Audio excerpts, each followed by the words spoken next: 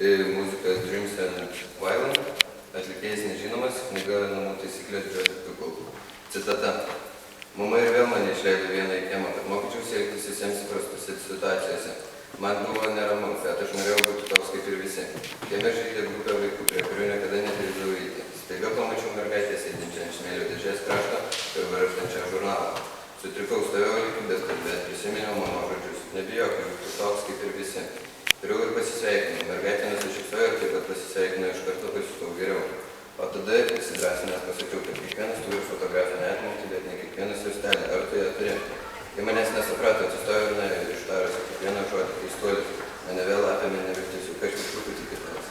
Aš taip nesinešiuosi. Aš kadangi iš knygos neskaičius, ar jūs galite pasakyti, kuo kitoks? Jisai turi lygą, tik tai vyresnėms žmonėms jinai suprantama.